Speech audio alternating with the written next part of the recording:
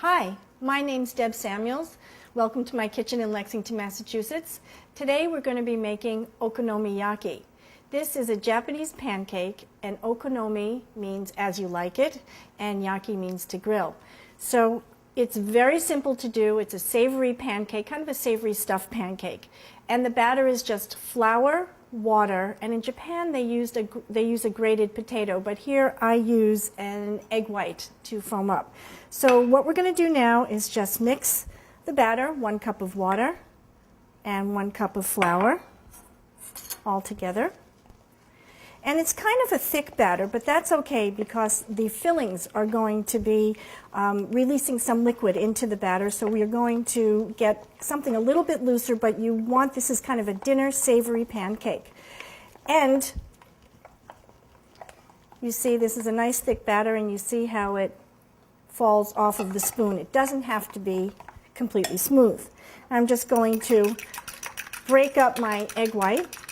And this pancake is street food in Japan. It's one of my favorite things to eat when we go to Japan. We've lived in Japan for about 10 years, and every time we go back now, it's the first thing I go to on these little street stalls. So here, and the egg white kind of serves as to lighten up the batter the same way the grated potato would.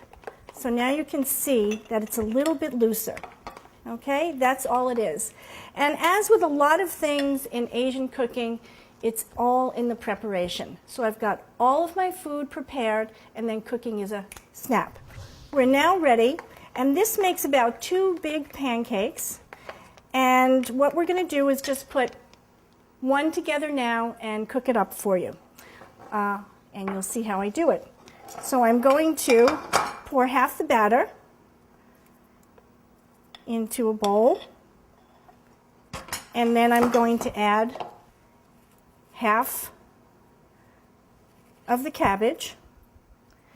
And like a lot of things in Japanese cuisine, it's all in the presentation. And so everything is now going to get put on the top like this.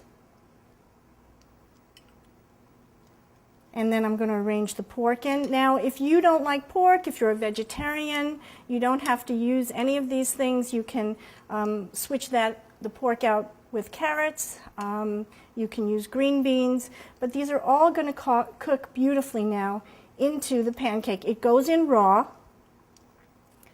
And remember, you're trying to do half of your ingredients, okay? And set it all around like that. And then I'll put in my scallions and a little bit of the kizami shoga.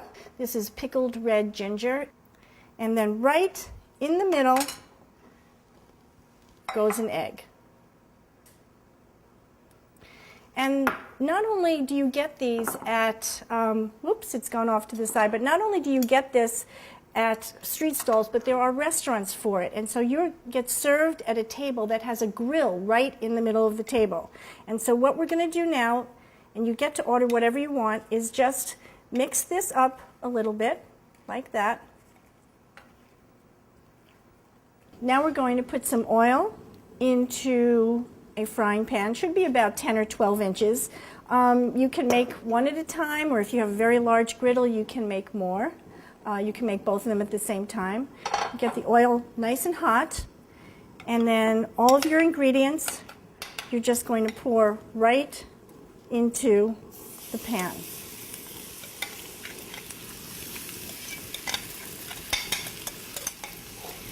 And what you want to do now is to spread them all out like this. Remember, this is kind of a humble pancake, so we're not looking for perfect, but we are looking to cook all of the ingredients. So that's why you want to spread it out. You have raw pork in here, you have shrimp in here, and that has to get cooked. And we're going to cook this for about 3 minutes. You know, like you see a regular pancake, bubbles start to come up through the batter. You'll know when to flip it. So here we are. I'm going to set that aside. And while we're waiting for that to cook, we're going to make our bulldog sauce. Bulldog sauce is basically a sweet Worcestershire-based sauce. It's kind of thick, and it's called Worcestershire-based, and you can see fruit sauce. Today, the fruit we're going to use is apple. So what I'm going to do is add my half cup of Worcestershire sauce, 2 tablespoons of tomato paste. I did try making this with ketchup, but ketchup is too sweet, so don't do that. Use the tomato paste. And then I'm going to add a little bit of sugar, about a tablespoon, make it sweet myself, and about 2 tablespoons of grated apple. And this gives you a really nice depth to the sauce, like that. And, you know, sometimes I look at it and I see whether I'd like to add a little bit of water or not. Sometimes I just taste it, so I think I'll taste it. I don't think it needs any water. This is just fine. So we're going to leave that and set it aside and go back to our pancake. And now, as you can see, the pancake is beginning to get brown on the bottom. All right, can you see that? And yes. So what I'm going to do now, instead of trying to flip it, I'm just going to slide it on the plate like this. Okay. And now I'm going to put this on top and flip it over that way. Ooh, perfect. Okay. So now what we're going to do is just pat down the pancake. We want to make sure that the pork is cooked and the shrimp is cooked on the other side too.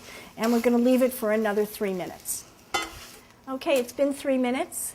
We're going to flip it a couple more times, another 1 minute for each side, and you want to make sure again that the pork and the shrimp is all cooked, that when you press it down you don't have too much of a liquid, you know, a squeezing sound from it, and then your pancake's going to be ready. It's a little soft on the inside, but that's exactly what it's supposed to be like.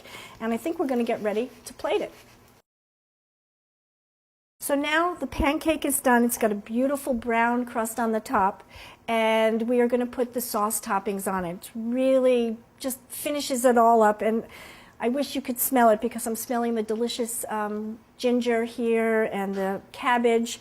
And what we're going to do now is take our sauce that we made, our bulldog sauce, and we're just going to spread it around the top like this.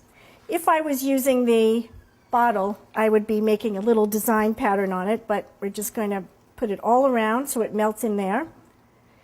And then we're going to use some mayonnaise. I know this sounds strange, but it really actually is quite creamy and quite delicious. I like to use a Kewpie mayonnaise. It's a Japanese mayonnaise. It comes in a very cool bottle. And then I just kind of put it on in a zigzag pattern, like that. And now the 2 final ingredients are aonori, which is a shaved, flaked seaweed. We sprinkle that on like this. Think of this as a Japanese pizza. Okay? And then finally, our katsuoboshi, our bonito flakes. And watch what happens when you put this on the hot pancake. Okay, all over. And you can see the flakes kind of moving on their own, almost as they're alive. But katsuoboshi has a delicious, smoky, fishy flavor, and it just really brings out all of the goodness of this dish. And so here's our okonomiyaki, as you like it, and I hope you'll give it a try.